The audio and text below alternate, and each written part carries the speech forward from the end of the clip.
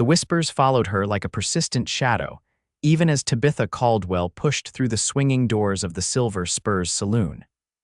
It was 1877 in the dusty town of Redemption, Wyoming Territory, and a woman's reputation was as fragile as morning dew under the harsh western sun.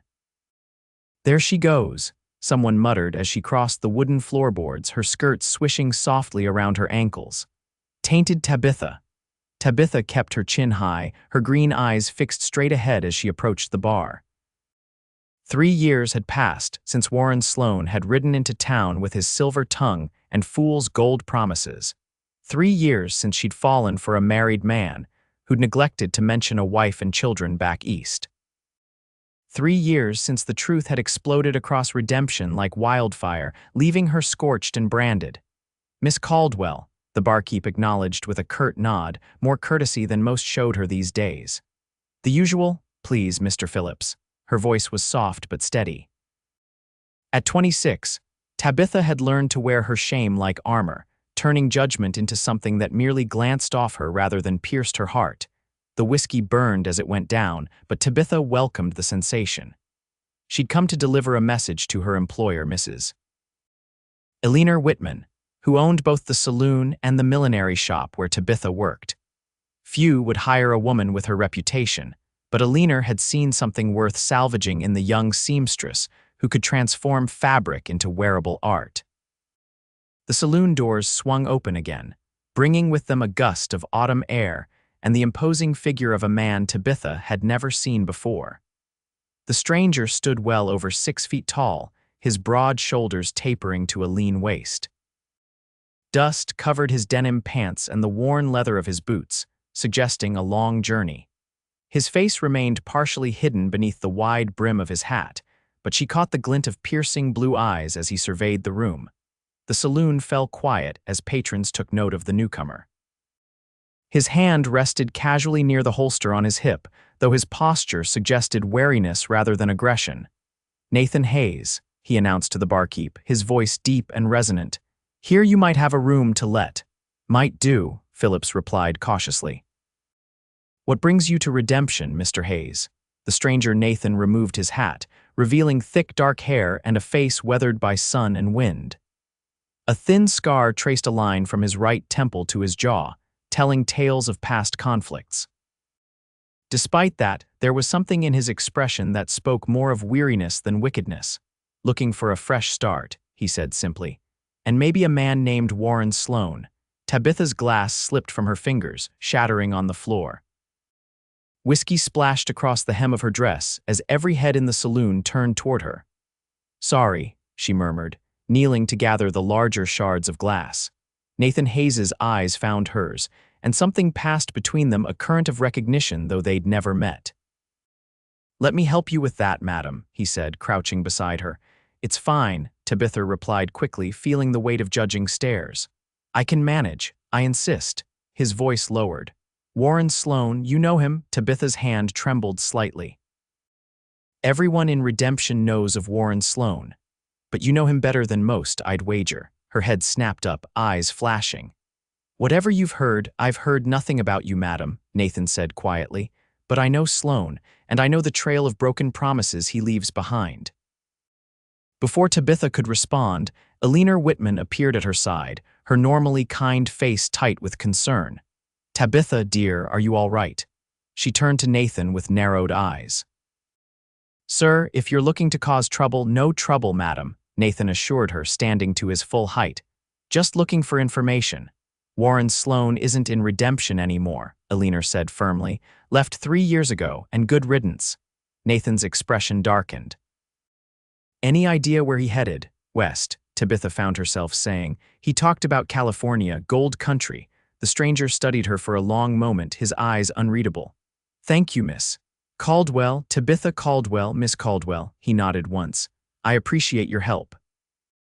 As Nathan turned back to the bar to arrange his lodging, Tabitha felt the familiar whispers starting again, like insects buzzing around her. Only now they carried new speculation. What business did Tainted Tabitha have with another dangerous-looking stranger? "Come along, dear," Eleanor murmured, leading her toward the back room. "Let's get you cleaned up." Who is he? Tabitha asked once they were alone, peering through the doorway at Nathan Hayes as he spoke with the barkeep. I don't know, Elena replied, but men who come looking for other men usually bring trouble with them. She patted Tabitha's hand. And you've had enough trouble to last a lifetime, haven't you? Tabitha nodded absently, but she couldn't stop watching the stranger. There was something in his eyes when he'd mentioned Warren Sloane, something that mirrored the pain she herself had carried for 3 long years. What did he do to you? She whispered to herself. As if sensing her gaze, Nathan Hayes glanced in her direction. For just a moment, their eyes locked across the room, and Tabitha felt a strange certainty that their paths were now inexorably intertwined. The next morning dawned clear and crisp, the kind of autumn day that reminded Tabitha why she'd stayed in Redemption despite everything. She made her way to Eleanor's millinery shop, nodding politely to those townsfolk who still acknowledged her existence. The bell above the door tinkled as she entered. "Good morning," she called, hanging her shawl on the peg behind the counter. The shop was empty of customers, but Eleanor was already at work, arranging a display of new ribbons that had arrived on yesterday's stage. "Tabitha, dear, you look tired. Did you sleep at all?" "Not much," Tabitha admitted, running her fingers over a bolt of blue silk. "I kept thinking about that man, the one looking for Warren," Eleanor frowned. "I hope you're not getting mixed up in whatever business he has with Sloane. That part of your life is over, remember?" "I know," Tabitha sighed. "But I can't help wondering why he's tracking Warren. What if?" She hesitated. "What if Warren hurt him too?" "It's not your concern," Eleanor said firmly. "Now, Mrs. Patterson is coming in for a fitting at 10, and I need you to finish that hat for Mrs. Mayer before noon." Tabitha nodded, grateful for the distraction of work. She settled at her table near the window, where the light was best for detailed stitching. As she worked, she found herself glancing occasionally at the street outside, half expecting to see Nathan Hayes. Around mid-morning, the bell above the door chimed. Tabitha looked up to see Sheriff Daniel Cooper entering, his weathered face set in serious lines. "Morning, Eleanor, Tabitha," he greeted them, tipping his hat. "Sheriff," Eleanor replied.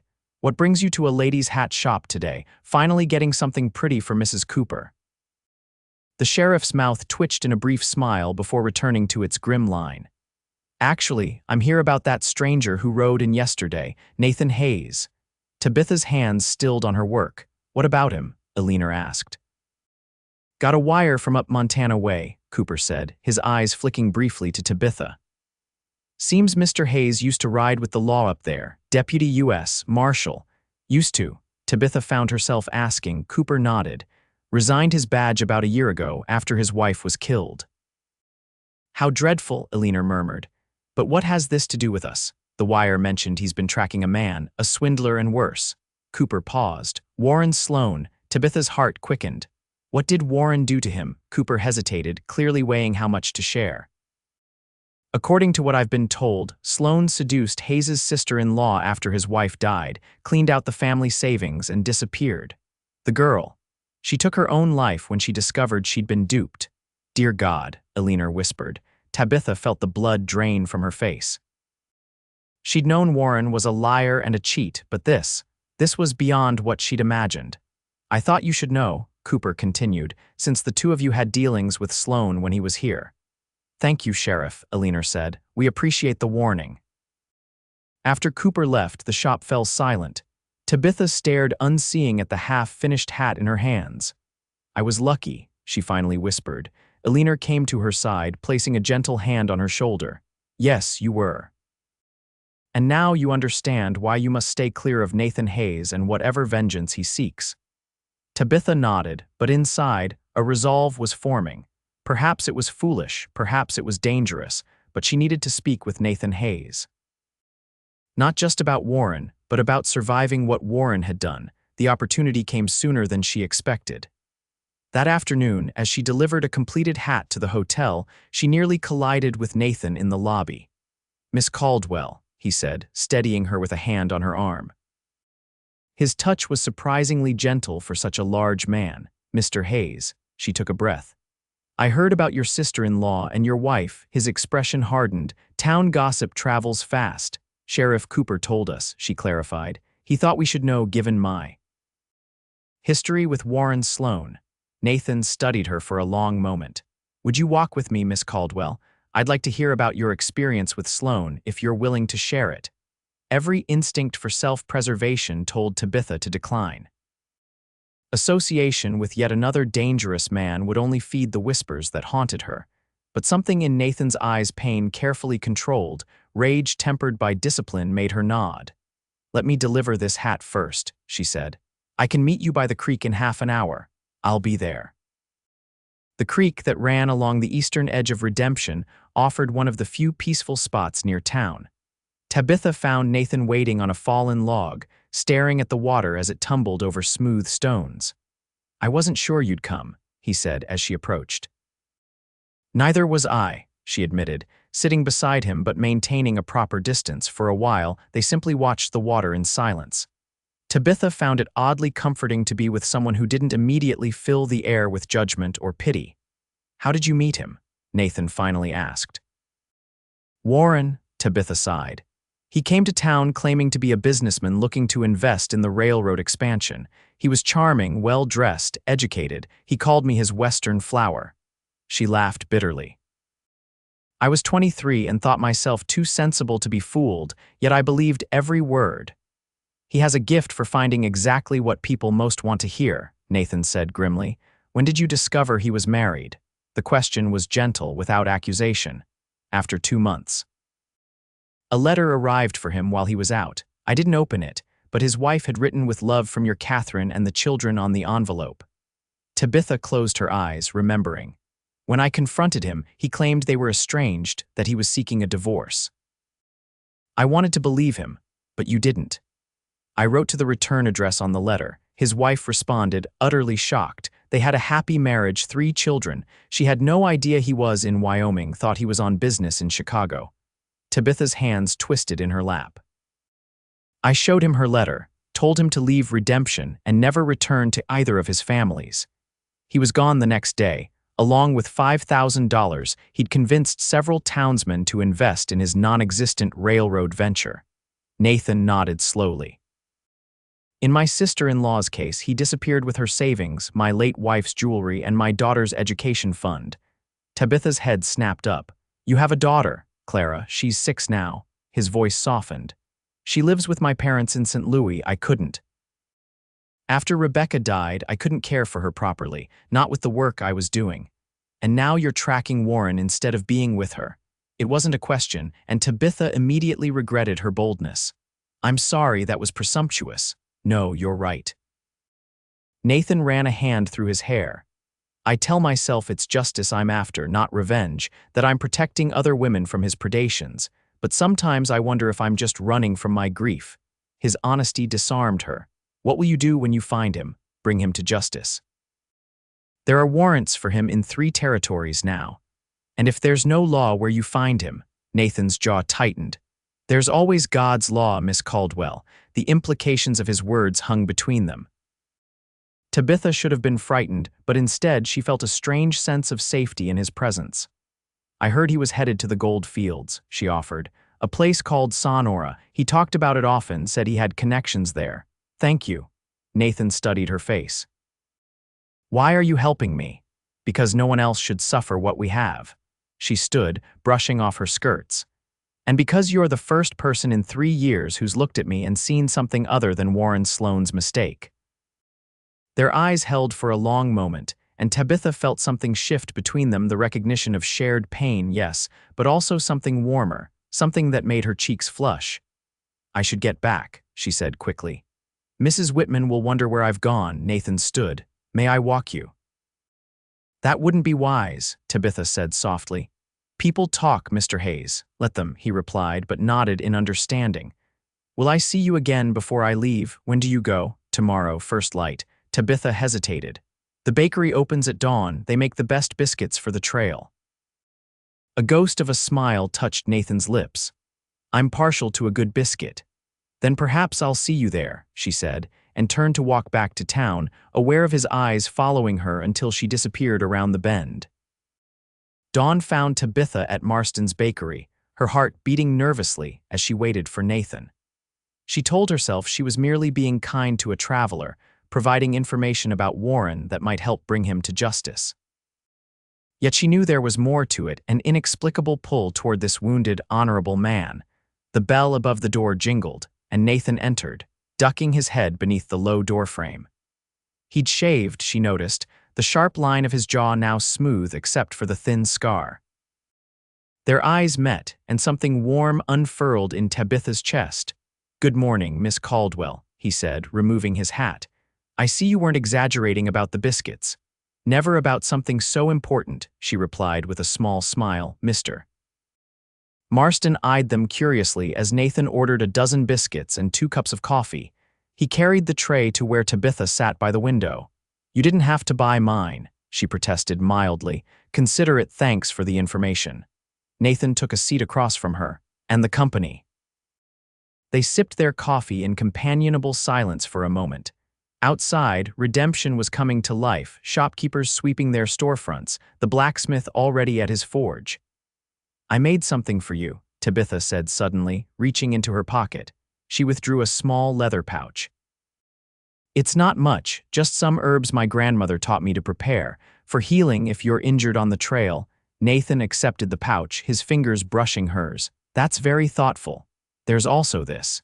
She slid a folded piece of paper across the table. "It's everything I remember Warren saying about Sonora, the names of people he claimed to know, places he mentioned." Nathan unfolded the paper, scanning her neat handwriting. "This could be very helpful." "I hope so." Tabitha hesitated. "Mr. Hayes, Nathan. When you find him, what will happen to any money he's stolen? If it can be recovered, it goes back to those he took it from." "Why? There are people here in Redemption who lost everything to him. The Wilsons had to sell their farm. Mr. Gunderson lost the money he'd saved for his daughter's dowry." Nathan nodded slowly. "If I recover anything, I'll make sure it finds its way back here. Thank you." Tabitha glanced at the clock on the wall. "You should go if you want to make good time today." "Yes." Neither of them moved. "Miss Caldwell, Tabitha," Nathan said finally. "I'm grateful for your help. I wish I could do more." Something flickered in his eyes. "Come with me." The words hung in the air between them, as surprising to him as they were to her, judging by his expression. I couldn't," Tabitha stammered. "Why not?" The intensity in his gaze sent a shiver through her. "There's nothing for you here but judgment and whispers." "It would be madness," she whispered. "We barely know each other. I know you're brave, I know you're kind, I know you've suffered unfairly and still have compassion." His voice lowered. "And I know I haven't felt this way about anyone since Rebecca died." Tabitha's heart pounded. "You're leaving to hunt a dangerous man. It's no life for a woman." "I won't always be hunting him, and I think we could help each other heal." Nathan reached across the table, his hand covering hers. "I'm not Warren Sloane. I won't make promises I can't keep, but I promise you this: I will never lie to you and I will never abandon you." Tabitha stared at their joined hands, her mind racing. To leave Redemption, to start anew somewhere no one knew her past. It was tempting beyond measure. But to go with a man she'd just met, a man on a potentially dangerous mission. "I need time," she whispered. "To think." Nathan nodded, withdrawing his hand. "I understand." He stood, placing his hat back on his head. "I'll be at the livery stable until 8 after that." He shrugged, a gesture of resignation. "Nathan," Tabitha called as he reached the door. He turned, and she found herself memorizing his face, wondering if she'd ever see it again. "Be careful." "Always am," he replied with a sad smile, and then he was gone. Tabitha sat motionless, her coffee growing cold before her. The practical part of her mind enumerated all the reasons his proposal was insanity. He was a virtual stranger. His quest was dangerous. She had a secure, if modest, position with a leaner. She'd be trading one scandal for another. Yet her heart whispered other truths. In Redemption, she would always be tainted Tabitha, forever defined by Warren Sloane's deception. No respectable man would court her, no matter how many years passed. And Nathan. There was something about him that called to her, a recognition that went beyond their shared history with Warren. "Quite the conversation you were having with our mysterious visitor," Mr. Marston commented as he cleared away Nathan's cup. "Just providing some local information," Tabitha replied automatically. The baker snorted. "Looked like more than directions to me." His voice softened unexpectedly. You know, Miss Caldwell, some of us remember the person you were before Sloane came to town. That good person, she's still there. Tabitha looked up, startled by the kindness. Whatever you're considering, Marston continued, know that not everyone in this town thinks ill of you, but also know that sometimes a fresh start is worth the risk. With those surprising words, he returned to his work, leaving Tabitha with even more to consider. At 7:45, Tabitha found herself standing outside the livery stable, a small valise clutched in her hand. Inside were her few precious possessions, her mother's cameo, a daguerreotype of her parents, her grandmother's herbal journal, and clothes enough for a week's travel. She had left a letter for Alina, explaining her decision and expressing her gratitude for the woman's years of kindness. It felt insufficient, but Tabitha hoped her mentor would understand. Nathan was adjusting his saddle when she entered the stable. He froze at the sight of her, hope and disbelief warring on his face. You came, he said simply. I came, she echoed, though I'm still not entirely certain why. A slow smile spread across his face, transforming his features. Neither am I, but I'm grateful for it. He approached her, stopping a respectful distance away. Are you sure, Tabitha, this won't be an easy journey? Few worthwhile things are, she replied. I've spent 3 years hiding in shame. Perhaps it's time I did something brave instead. Nathan gestured to a chestnut mare in the adjacent stall. I took the liberty of securing a mount for you, just in case. Tabitha laughed despite herself. Rather presumptuous, Mr. Hayes. Hopeful, he corrected. There's a difference. As they prepared to depart, Tabitha felt a strange mixture of terror and exhilaration. She was leaving behind everything familiar for an uncertain future with a man she barely knew, in pursuit of another man who had nearly destroyed them both. Yet as they rode out of redemption, the morning sun warming their backs, Tabitha felt lighter than she had in years. The whispers couldn't follow her here, on the open trail with the vast Wyoming landscape spreading before them. What are you thinking? Nathan asked as they crested a hill, redemption shrinking in the distance behind them. Tabitha considered the question. That I should be frightened, but instead I feel free. Nathan's eyes crinkled at the corners. Freedom has its own kind of fear attached to it. The fear of what we might become when nothing holds us back. And what might that be in your case? His expression sobered. Either a man of justice or a man of vengeance. I'm not always sure which I'm pursuing. Perhaps I can help you remember the difference, Tabitha said softly. Nathan's gaze held hers for a long moment. Perhaps that's exactly why you're here. As they rode south toward Colorado territory and the long journey to California beyond, Tabitha felt something unfurling within her, a cautious hope that perhaps, just perhaps, she wasn't tainted after all, but simply waiting for the right path to reveal itself. The days on the trail settled into a rhythm that surprised Tabitha with its easy intimacy. They rode side by side when the terrain allowed, Nathan pointing out landmarks and sharing stories of his years as a marshal. At night, he insisted she take the tent while he slept under the stars, maintaining a propriety that both frustrated and reassured her. They spoke often of Warren Sloane, piecing together his patterns and likely movements. Nathan showed her wanted posters that listed Sloane's crimes, fraud, theft, and in one territory, suspected murder when a swindle had gone wrong. He's getting more desperate, Nathan observed one evening as they sat beside their campfire in the Colorado foothills. More dangerous. He wasn't violent when I knew him, Tabitha said. Deceptive, certainly, but not cruel. Men like Sloane adapt to survive, Nathan replied, stoking the fire. They become whatever they need to be. Tabitha studied him across the flames. Is that why you left the marshals? Because you were becoming something you didn't want to be, Nathan's hands stilled. Partly. After Rebecca died, I became harder, more willing to use force first and ask questions later. My captain noticed, suggested I take some time to grieve properly. His mouth twisted. Then Catherine, my sister-in-law, fell prey to Sloane, and when she died too, I couldn't stay behind a badge anymore. This became personal. Yet you still mean to bring him to justice, not kill him. That's my intention. Nathan met her gaze directly. But intentions can waver in the moment of truth. I believe in you, Tabitha said simply. Nathan looked away, uncomfortable with her faith. Tell me about your family, he said, changing the subject. You've mentioned your grandmother. Tabitha accepted the shift. My parents died of fever when I was 16. My grandmother raised me until she passed 3 years later. I've been on my own since then. No brothers or sisters, she shook her head. Just me. That's partly why Warren's attention was so compelling. He made me feel like I belonged to someone again. Nathan nodded in understanding. Clara asks about her mother in every letter. I never know what to say. Tell her the truth, Tabitha suggested, in ways she can understand at her age, but never stop talking about Rebecca. That way she remains real. You're wise, Tabitha Caldwell. Not wise, she demurred. Just familiar with loss.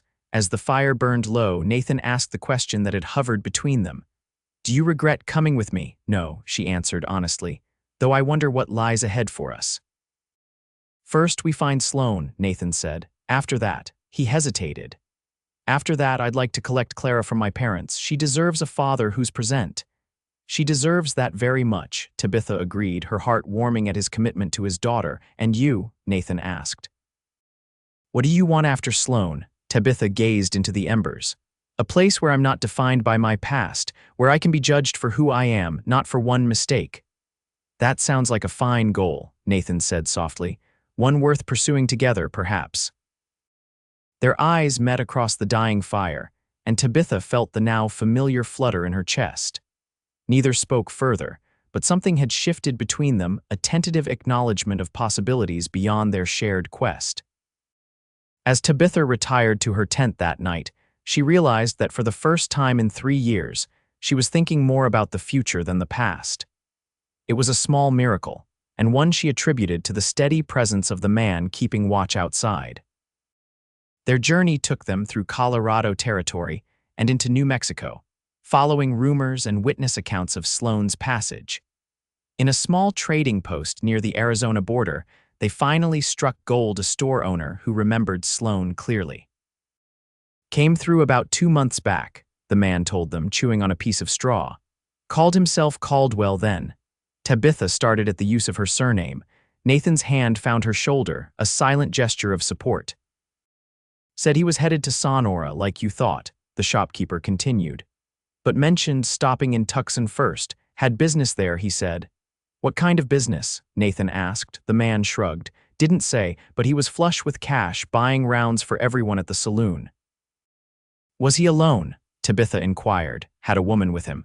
Pretty little thing, couldn't have been more than 20, hung on his every word. The shopkeeper's eyes narrowed. You looking to bring him trouble? Justice, Nathan corrected. He's wanted in several territories. Figured he was no good. The man spat. Hope you catch him before he ruins that girl too.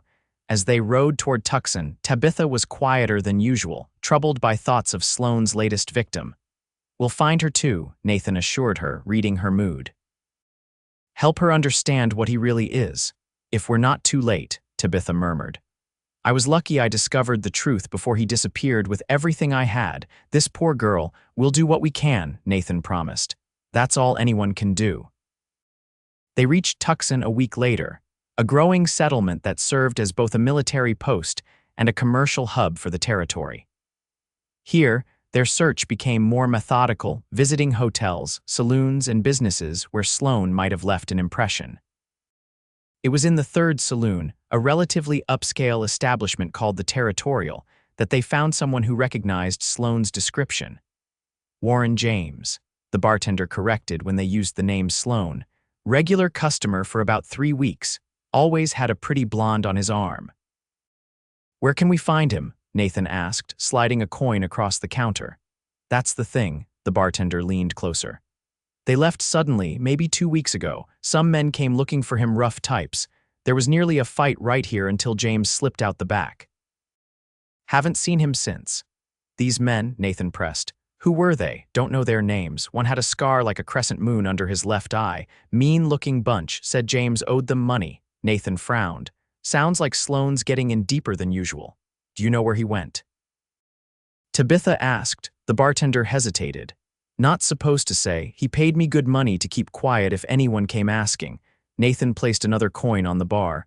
We're not looking to harm him, just to talk. The man pocketed the money with a shrug. Heard him tell the girl they were heading to a place called Prosperity. It's a new mining town about 3 days west of here.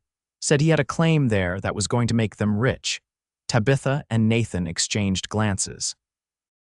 It fit Sloane's pattern perfectly. Always another scheme, another promise of wealth just around the corner. Thank you, Nathan said, rising from his stool. One more question. The girl with him, did she seem, well, the bartender's expression softened slightly. Pretty thing, but nervous. Jumped at shadows, and there was a bruise on her arm once that she tried to hide. He shook his head. Told myself it wasn't my business. Outside, Tabitha's hands trembled as she mounted her horse. He's hurting her. We don't know that for certain, Nathan cautioned, though his jaw was tight with anger. You heard what the bartender said. The bruise, her nervousness. Tabitha's voice caught. We need to hurry. We'll leave at first light, Nathan agreed, but we need supplies and rest first. We're no good to anyone if we collapse on the trail. That night, in their hotel room, Nathan had insisted on adjoining rooms with a connecting door for propriety's sake. Tabitha found sleep elusive. Her mind kept returning to the young woman traveling with Sloane, imagining her fear and confusion as his true nature gradually revealed itself. A soft knock at the connecting door roused her from her thoughts. Tabitha, Nathan's voice was low. Are you awake? Yes, she called, sitting up and pulling her shawl around her nightdress. Come in.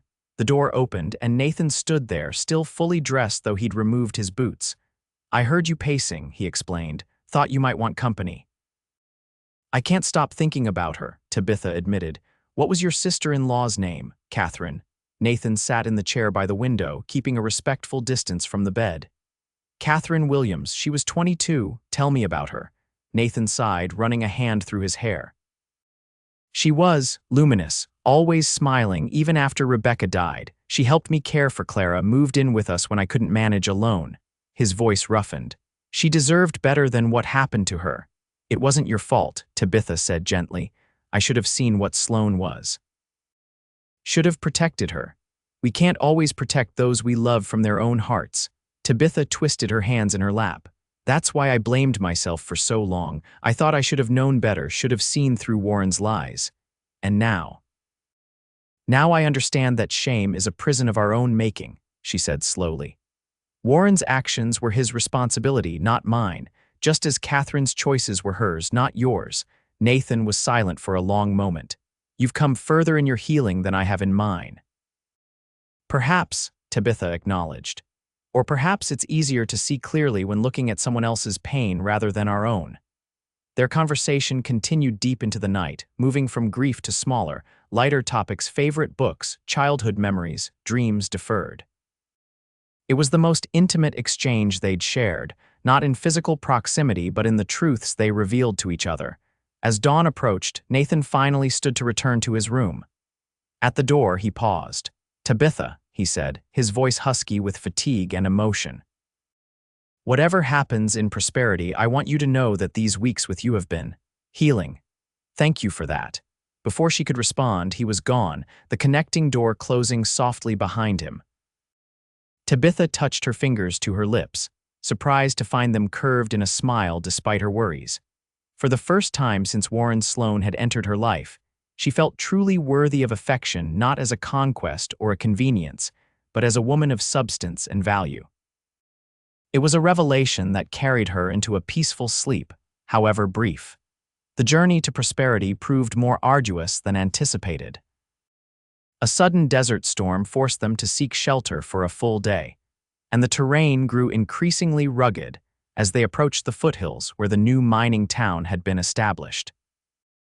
On the afternoon of the fourth day, they crested a ridge to find Prosperity spread before them, a collection of hastily constructed buildings surrounded by the scars of mining operations. Even from a distance, the town had a ramshackle, temporary quality that suggested its residents were more interested in quick wealth than permanent settlement. Not much of a town, Nathan observed as they guided their horses down the slope. Perfect for Warren, Tabitha replied. No established order, everyone focused on their own concerns. He thrives in such places. They approached Prosperity cautiously, aware that Sloane might have lookouts watching for pursuers. The main street was busy with miners, merchants, and the usual assortment of fortune seekers that populated such boomtowns. Dust hung in the air, mingling with smoke from cookfires and the ever-present sound of picks striking stone in the nearby diggings. "We should split up," Nathan suggested as they reached the edge of town. "Cover more ground. I'll check the saloons and gaming houses. You see if you can find where he's staying." Tabitha nodded, though the prospect of navigating the rough town alone made her nervous. "What does the girl look like?" The bartender only said she was blonde. "I don't know," Nathan admitted, "but she's young, probably scared. Look for someone who seems out of place." They agreed to meet in 2 hours at the hotel they'd passed on the way in. As Nathan rode toward the cluster of saloons at the far end of town, Tabitha turned her mare toward what appeared to be a general store. The shopkeeper, a weary-looking man with spectacles perched on his nose, perked up at the sight of a respectable-looking woman entering his establishment. "Well now, don't often see ladies of quality and prosperity," he greeted her. "What can I help you with, miss?" Tabitha summoned her most charming smile. "I'm looking for my cousin, actually. He was supposed to meet me here, Warren James. He might have a young woman with him." The shopkeeper's expression shifted subtly. "James, you say? Tall fellow, well-dressed, talks like he's educated." "That's him," Tabitha confirmed, heart quickening. "He's been in a few times, has a cabin up on the North Ridge." The man leaned closer. "If you don't mind my saying, miss, your cousin seems to have found himself some trouble. There's been men asking after him, not in a friendly way." "What kind of trouble?" Tabitha asked, feigning concern. "Mining claim dispute, from what I hear." "Claims he struck a rich vein, sold shares to some investors. Now they're saying the claim's worthless." The shopkeeper shook his head. "Same old story in these parts. And the young woman with him, my cousin's wife," Tabitha tested. The shopkeeper's eyebrows rose. "Wife." "He never mentioned being married. But yes, there's a girl with him. Comes in for supplies sometimes. Quiet little thing, jumps at her own shadow." "Where exactly is this cabin?" Tabitha pressed. "Follow the creek north about a mile, then look for a trail branching east up the ridge."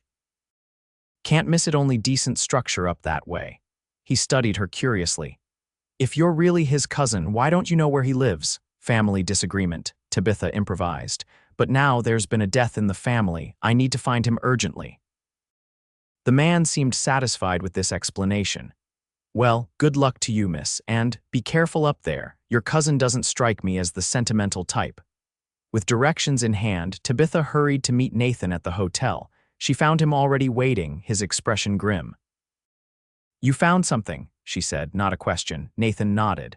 "Sloane's been busy. He sold shares in a supposedly rich gold claim to half the town.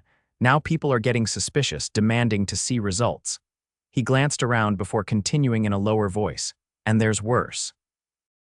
A man at the saloon says Sloane was in a heated argument with a girl 2 nights ago. Said he heard her screaming later, but no one went to check on her." Tabitha's stomach clenched. "I know where they are, a cabin north of town." "Then that's where we're going," Nathan said, his hand moving instinctively to the gun at his hip. "Now, wait," Tabitha caught his arm. "We need a plan. If Warren sees you coming, there's no telling what he might do, especially if he's desperate." Nathan's jaw tightened, but he nodded. "What do you suggest?" "Let me go first," Tabitha said. "Alone? Absolutely not. Think about it, Nathan. Warren knows me. He won't see me as a threat. If anything, he'll be amused, might even think he can charm me again." She took a deep breath. "I can get inside, assess the situation, make sure the girl is safe. You follow at a distance, ready to intervene." Nathan shook his head. "It's too dangerous. Sloane's not the same man you knew. He's hurt people, Tabitha. He might have killed."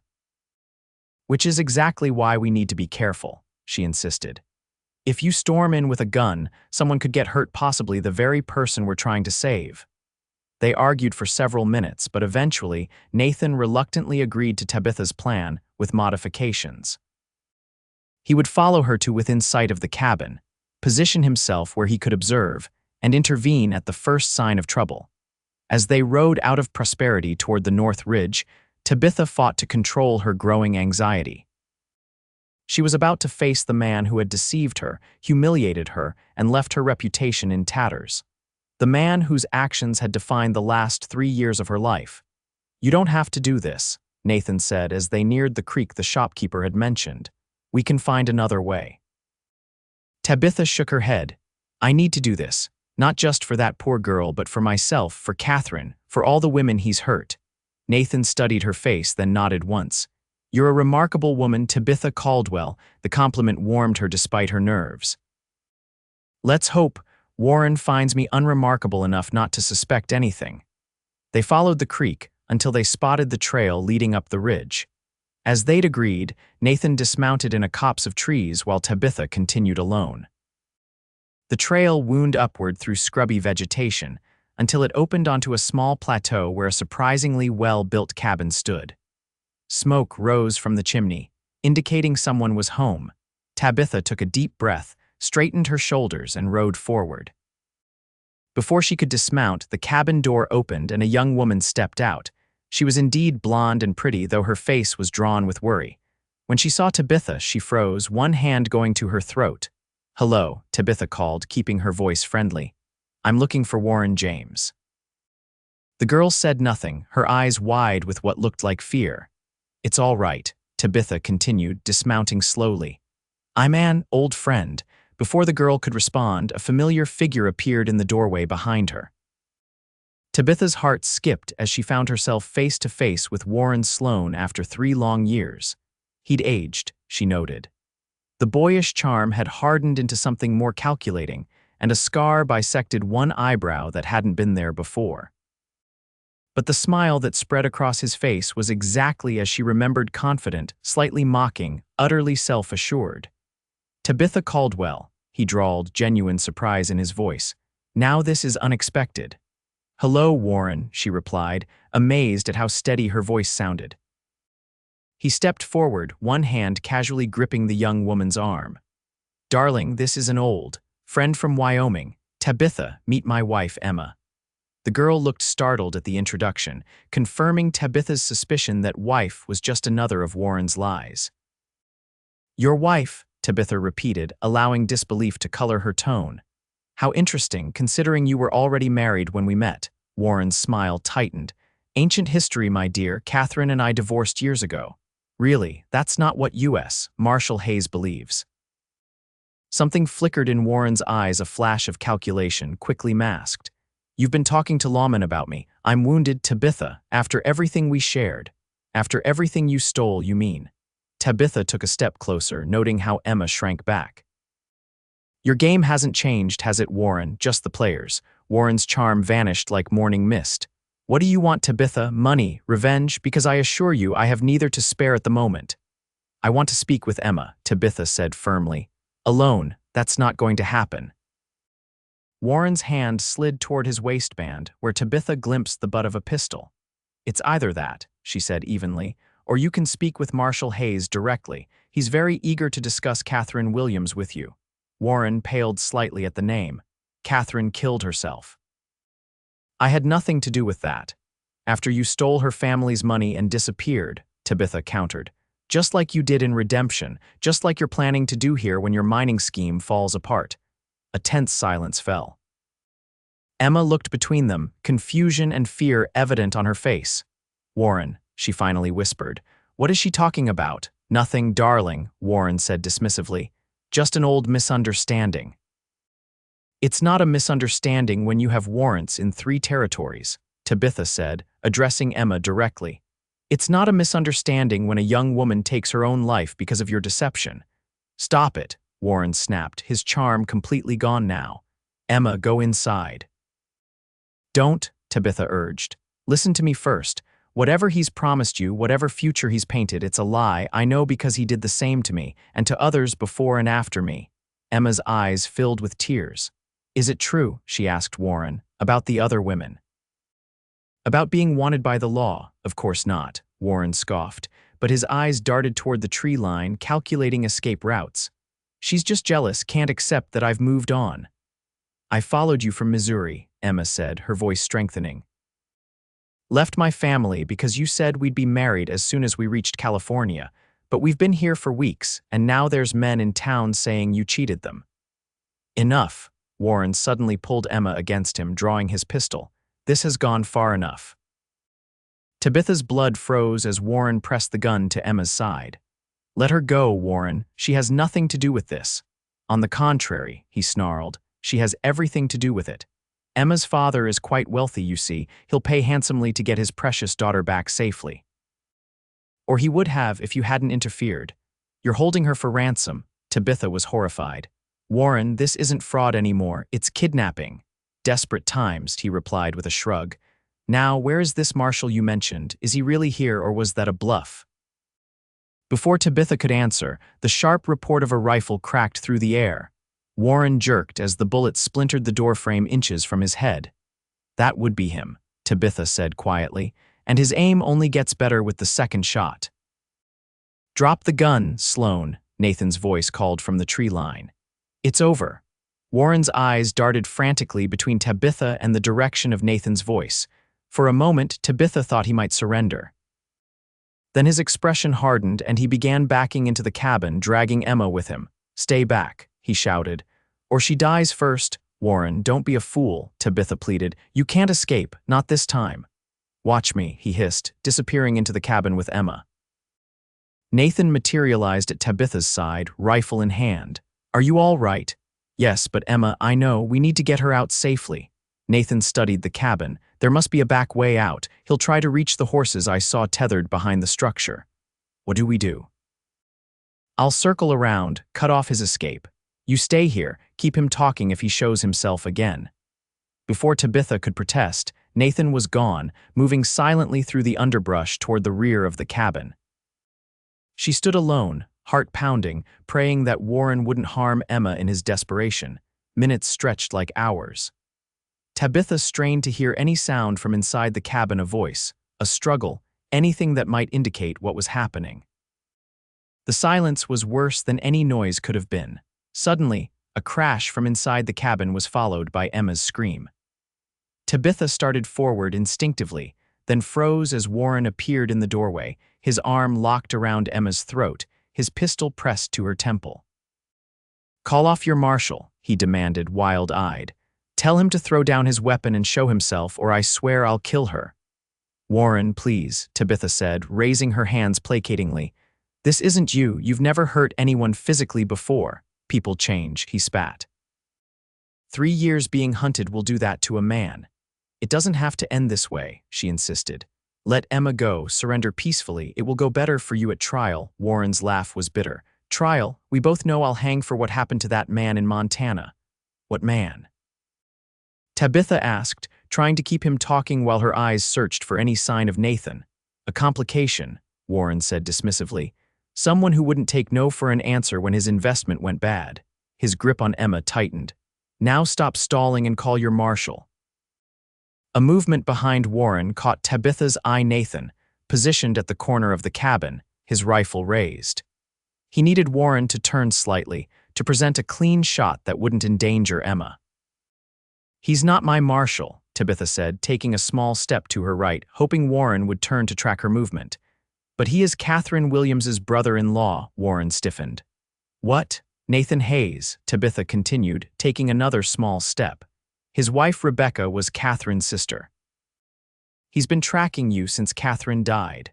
Hayes, Warren repeated, the name clearly registering. I remember. Rebecca mentioned a brother-in-law in law enforcement. He resigned his badge to find you, Tabitha said, watching as Warren unconsciously shifted to follow her movement. This isn't official justice he's seeking, Warren. It's personal. Fear flashed across Warren's face. His gun hand wavered slightly. I never meant for Catherine to kill herself. You have to believe that.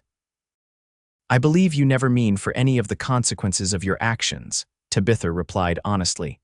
But they happen anyway, don't they? And now here you are, holding an innocent girl at gunpoint, running out of options. Warren's eyes darted around the clearing, searching for escape routes. As he turned further away from where Nathan waited, Tabitha caught Nathan's subtle nod. It's over, Warren, she said softly. Let Emma go and face what comes with some dignity. For a heartbeat, Tabitha thought she'd reached him. Warren's grip on Emma loosened fractionally, and something like resignation crossed his face. Then his expression hardened again, No, I'm not hanging for a mistake. He began backing toward the side of the cabin, dragging Emma with him. I'm leaving, and she's coming with me as insurance. Once I'm clear, I'll release her. Warren, Tabitha started.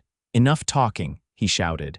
Stay back, or I swear I'll. The crack of Nathan's rifle interrupted Warren's threat.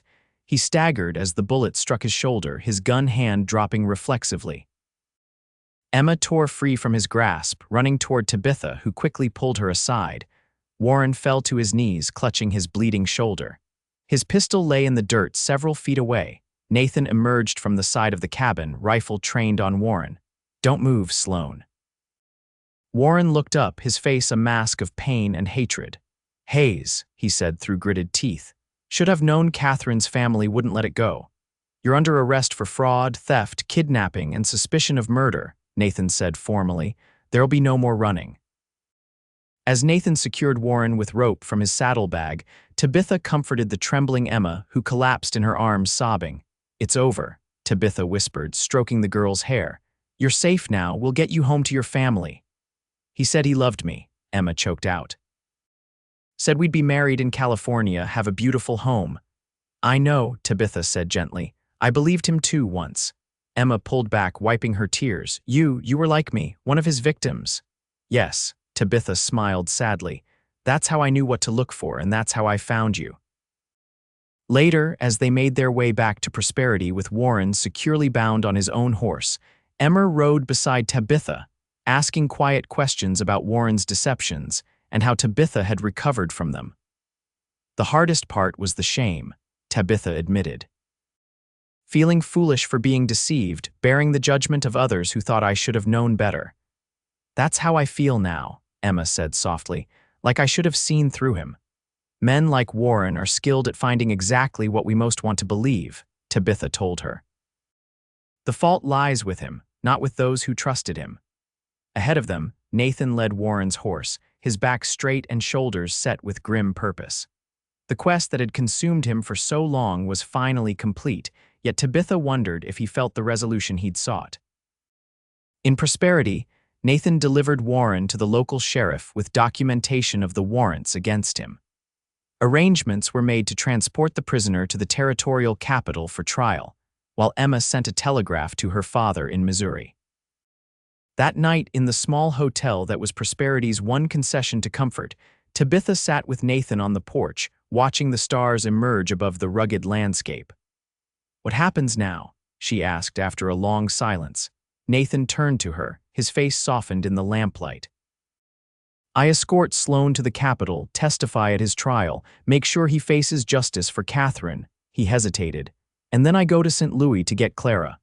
And after that, Tabitha's heart beat faster as she asked the question, after that. Nathan's hand found hers in the darkness. After that, I was hoping we might find a place where neither of us is defined by our past.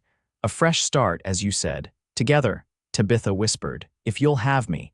Nathan's voice was rough with emotion. These weeks with you, Tabitha, they've shown me there can be life after grief. Purpose beyond vengeance. And what would that purpose be? Building something good, something honest. His fingers tightened around hers. I'm not Warren Sloane. I won't promise you wealth or grandeur. But I can promise you truth, respect, and a heart that grows fonder of you with each passing day. Tears pricked Tabitha's eyes. Those are the only promises worth having. Nathan leaned closer, his free hand gently cupping her cheek. May I? He murmured.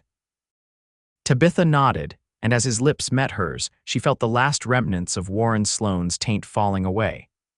This kiss held no deception, no hidden agenda, only the simple truth of two wounded souls finding healing in each other. When they finally parted, Nathan rested his forehead against hers. I never believed I could feel this way again, he confessed. After Rebecca died, I thought that part of me was gone forever. And I thought no honorable man would ever look at me without seeing my mistake, Tabitha replied. We were both wrong, it seems. Gloriously wrong, Nathan agreed with a smile. As they sat together under the vast desert sky, Tabitha realized that her journey had come full circle. She had left redemption to help bring Warren Sloane to justice.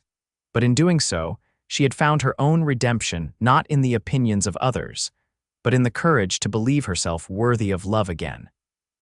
6 months later, the town of Silver Creek, Colorado Territory, witnessed an unusual scene in its small wooden church. Nathan Hayes stood at the altar, his 6-year-old daughter Clara beside him in a blue dress that matched her eyes Rebecca's eyes. Beside Clara stood Emma Miller, returned safely to her family in Missouri, but invited to attend this special day. The small congregation rose as Tabitha entered on the arm of Mr. Phillips, the redemption barkeep who had shown her kindness when others hadn't. Her dress was simple but elegant, made by her own skilled hands, with tiny wildflowers embroidered along the hem. As she walked toward Nathan, Tabitha caught sight of Eleanor Whitman beaming from the front pew, having journeyed all the way from Redemption to witness her former employee's happiness. Beside her sat several other familiar faces townspeople who had once whispered behind Tabitha's back, but who had accepted Eleanor's invitation to see that their tainted seamstress had found her way after all. When Tabitha reached Nathan's side, Clara solemnly handed her a small bouquet of prairie flowers. "Are you really going to be my new mama?" the child whispered. "If that would please you," Tabitha whispered back. Clara nodded seriously. "Papa says you make the hurt less. I think that's good." Tabitha's eyes filled with tears as she turned to face Nathan, who looked at her with such naked adoration that even the most skeptical observer could not doubt the depth of his feelings. The minister began the ceremony, but Tabitha barely heard the familiar words. All she could focus on was Nathan's steady gaze and the future that stretched before them, a future built not on dramatic promises or grand passions, but on the solid foundation of mutual respect, shared understanding, and quiet, enduring love. When the minister finally pronounced them husband and wife, Nathan leaned close to whisper in her ear before kissing her. "You love right this time, Tabitha Hayes," he said softly, "and so do I." As their lips met, sealing their vows before God and community, the last whispers of "Tainted Tabitha" faded forever, replaced by the truth that had been there all along, that a heart's capacity for love cannot be diminished by past mistakes, only enlarged by the wisdom gained from them. In the years that followed, the Hayes family became a cornerstone of Silver Creek society. Nathan established himself as a respected rancher, while Tabitha opened a dress shop that drew customers from as far away as Denver.